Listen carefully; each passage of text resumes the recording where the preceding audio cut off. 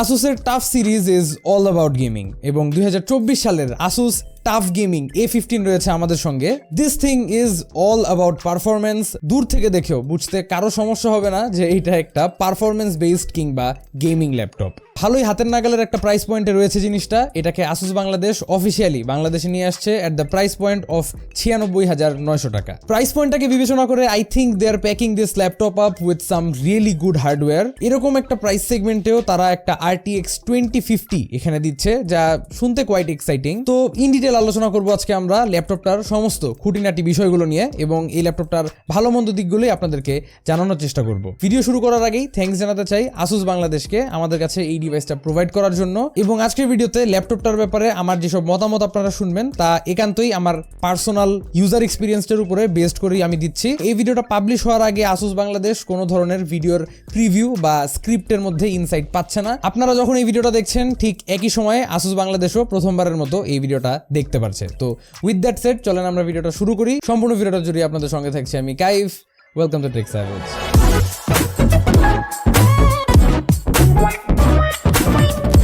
ওকে, তো শুরুতেই আসলে ল্যাপটপটার আউটলুকস নিয়ে কথা বলতে হয়। ফুল ল্যাপটপটাই একটা সিঙ্গেল কালার স্কিমের মধ্যে আছে। It's called graphite black. It's a nice shade of black, kind of dark grey ish একটা ভাইব। টপ লিডে ব্রাশড মেটালের একটা ফিনিশ দেখা যায়, ল্যাপটপটার ইনসাইডসেও ব্রাশড মেটালের ফিনিশ দেখা যায় এবং এই কারণেই ল্যাপটপটার মধ্যে একটা premium feel to the touch পাওয়া যায়।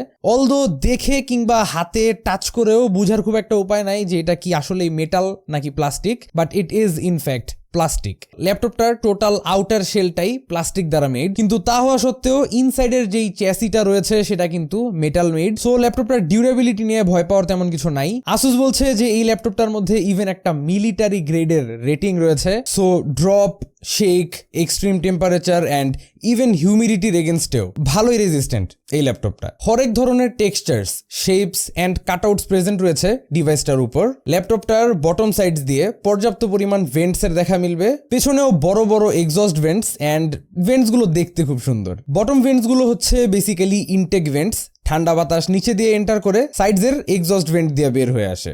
ডুয়েল ফ্যান কুলিং টেকনোলজি তারা এখানে ইউজ করছে, which really helps to keep this laptop cool while gaming. তাছাড়া স্পিকারের কাটআউটস গুলো বটম সাইডে দেখা মিলবে। স্পিকার গুলো মোস্টলি ইউজারের দিকেই টার্গেট করা, which is a good thing, but the sound quality is actually quite average. ওরকম আহামরি ভালো বলার মতো কিছুই না, but it's definitely usable.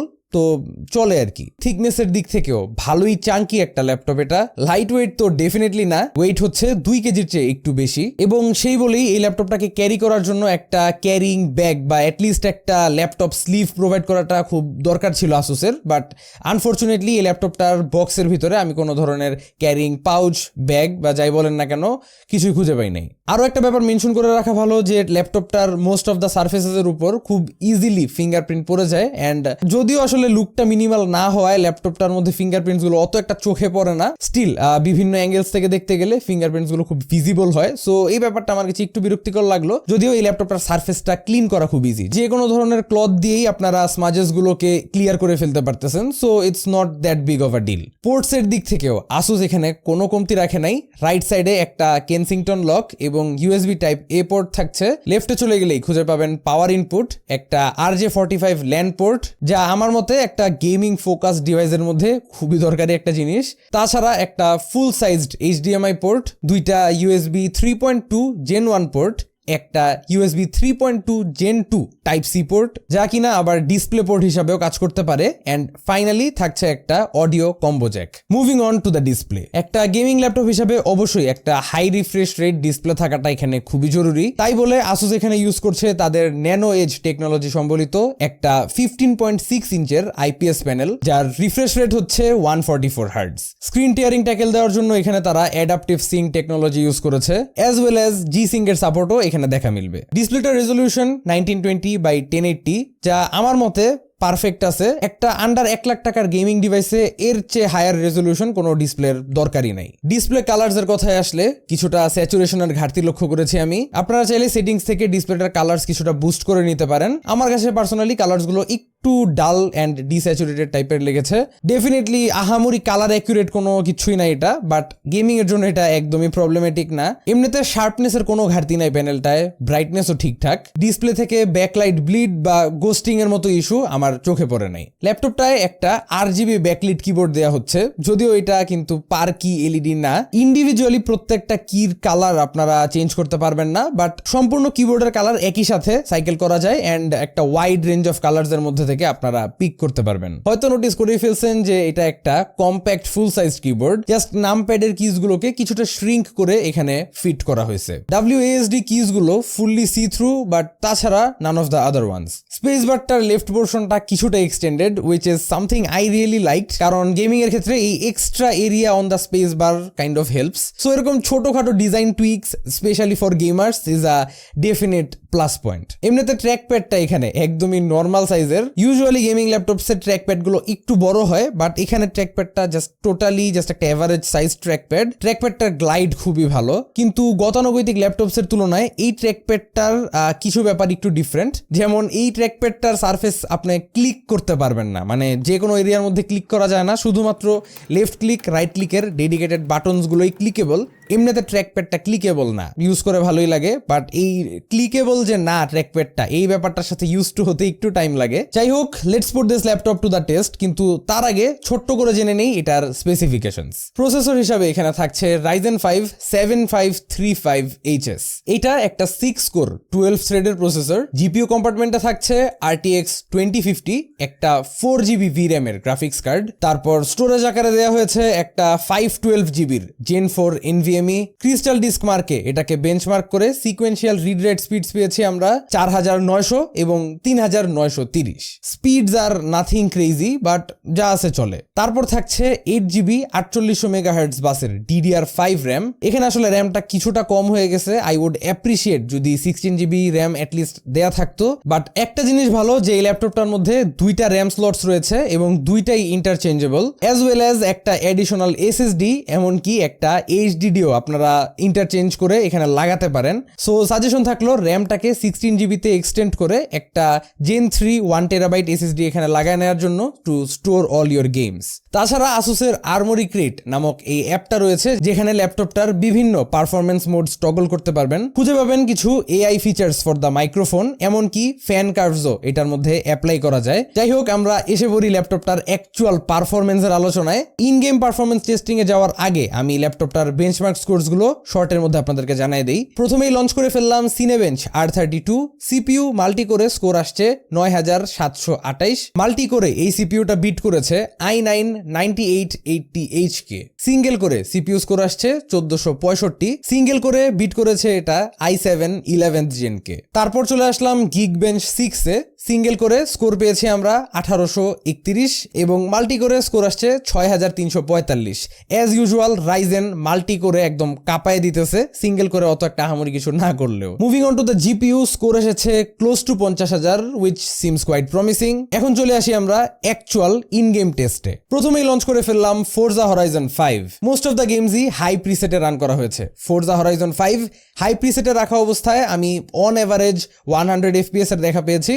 Major কোনো স্টার্টার্স বা ল্যাগস আমার একদমই ফেস করতে হয় নাই। ছোটখাটো ডিপস ছিল here and there, but for the most part আমি 100 FPS এর কাছাকাছি ছিলাম, which seems like a quite stable FPS to me. তারপর চলে আসলাম GTA 5 এ। আর GTA 5 এ আসলে হাই সেটিংসে দেওয়ার দরকার পড়ে নাই, আমরা অল সেটিংস ম্যাক্সড আউট করে লোয়েস্ট পেয়েছি 100 FPS, হাইয়েস্ট চোখে পড়েছে 150 FPS, আর অন এভারেজ মোস্টলি 130 FPS এর মতোই পাচ্ছিলাম। তারপর সাইবারপাঙ্কে ভালোই স্ট্রাগল করতেছিল ল্যাপটপটা, নট গোনা লাই। হাই প্রিসেটে রাখা অবস্থায় আমি অন এভারেজ 35 FPS পেয়েছি, যদিও হিয়ার অ্যান্ড দেয়ার ভালোই FPS drops and legs starters এগুলোর দেখা আমি পাচ্ছিলাম। সো খুব একটা স্মুথ প্লেয়েবল এক্সপিরিয়েন্স ছিল তা বলতে পারতেছি না, বাট খুবই যদি খেলতে চান সাইবারপাঙ্ক টাইপের গেমগুলো, তাহলে আই গেস লো প্রিসেটে কিংবা রেজলিউশনটা ড্রপ করে খেলতে হতে পারে। গোস্ট অফ সুশিমা এই যুগের ক্রেজ, আরো একটা খুবই হার্ডওয়্যার ডিমান্ডিং গেম। এখানেও হাই প্রিসেট দেওয়া অবস্থায় 35 to 40 FPS আমি পাচ্ছিলাম অন এভারেজ। প্লেয়েবল একটা এক্সপিরিয়েন্সই ছিল, এখানে অত একটা স্ট্রাগল করে নাই, আমি বলবো স্টিল প্লেয়েবল একটা experience even in high preset. Finally চলে আসলাম মার্ভেলস স্পাইডারম্যান রিমাস্টার্ডে। এটাও একটা ভালোই graphics intensive game, on average 80 থেকে 90 FPS পেয়েছি গেমটায়। যদিও এটা হচ্ছে জাস্ট ফ্রি রোম করা অবস্থায়, বাট একটু হেকটিক সিচুয়েশনস এর মধ্যে ঢোকা মাত্রই ফ্রেম 50-র আশেপাশে ডিপ করে, আর একদম ইন্টেন্স সিনারিওস গুলাতে অ্যান্ড ফাইটিং সিনস গুলাতে লোয়েস্ট 35 FPS এর মতো আমি যেতে দেখেছি। গেমিং টেস্টার থেকে আই গেস ল্যাপটপটার পারফরমেন্স নিয়ে আপনার একটা ভালোই আইডিয়া পেয়ে যাওয়ার কথা, কিন্তু একটা ব্যাপার এই ল্যাপটপটার আমার ডেফিনেটলি মেনশন ওয়ার্দি লাগলো, যে একের পর এক এতগুলো গেমস আমি বেঞ্চমার্ক করার পরেও ল্যাপটপটা টাচ করার পরে কোনো ধরনের হিট ফিল করাই যায় না এটার সারফেসের উপর। ফ্যান নয়েজ হয় মোটামুটি যখন আন্ডার 100% প্রেশার থাকে, বাট স্টিল কোনো ধরনের হিট ফিল করা যায় না ল্যাপটপটাকে ইউজ করার সময়, যা ডেফিনেটলি একটা ভালোই বড় প্লাস পয়েন্ট। ফাইনালি ভিডিওটা শেষ করতে চাই ব্যাটারি ব্যাকআপের আলোচনা দিয়ে। ল্যাপটপটায় থাকা 90 ওয়াটের ব্যাটারিটা আপনাকে অ্যারাউন্ড 8 আওয়ার্সের স্ক্রিন অন টাইম দিবে, একদমই লাইট টাস্কিং করার ক্ষেত্রে। একটু মডারেটলি হেভি টাস্কিং করলেও স্ক্রিন অন টাইম 5 ঘন্টার আশেপাশে ড্রপ করবে। বাট এমনিতে যদি গেমিং এর কথা বলেন, ব্যাটারি ইউজ করে গেমিং করলে তো খুব তাড়াতাড়ি ব্যাটারি ড্রেন করেই, আর এমনিতেও ল্যাপটপটার ফুল পারফরমেন্সটা আপনারা ব্যাটারিতে পাবেন না।